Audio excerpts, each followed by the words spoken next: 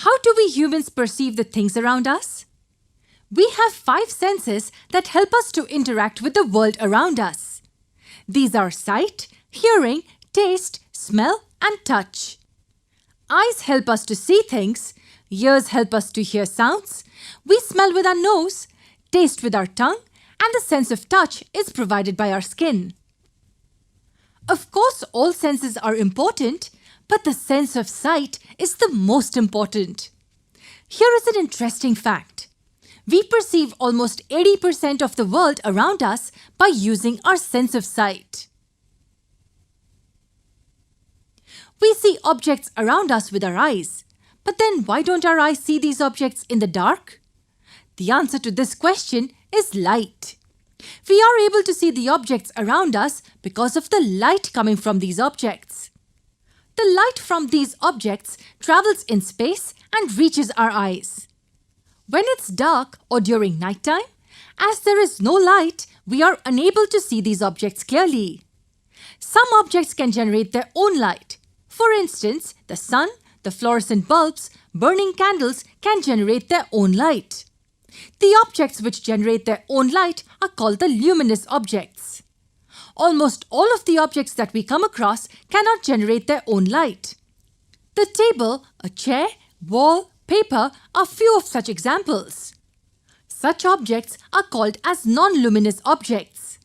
But I just told you that we see objects around us because of the light coming from them.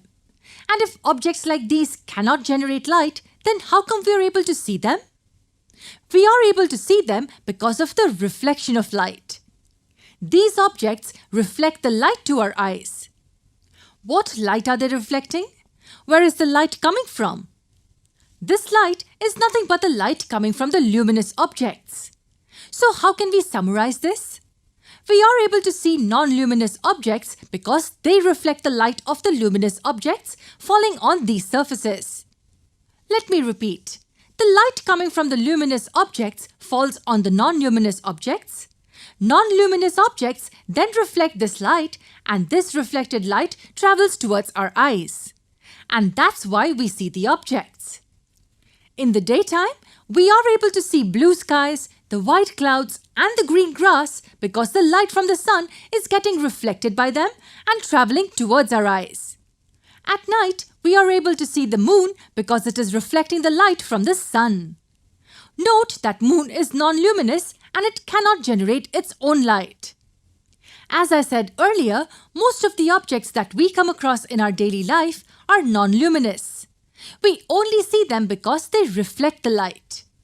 Step inside a dark room, light up a torch and point it at the distant wall. Look carefully at the path of the light coming from the torch. You will see tiny dust particles in the air. What is the reason for this? Why are you able to see these particles? You are able to see the dust particles because the light from the torch is getting reflected from their surfaces and traveling towards our eyes. We also see the same thing in a very dimly lit room where the only source of light is a small amount of sunlight coming from the window.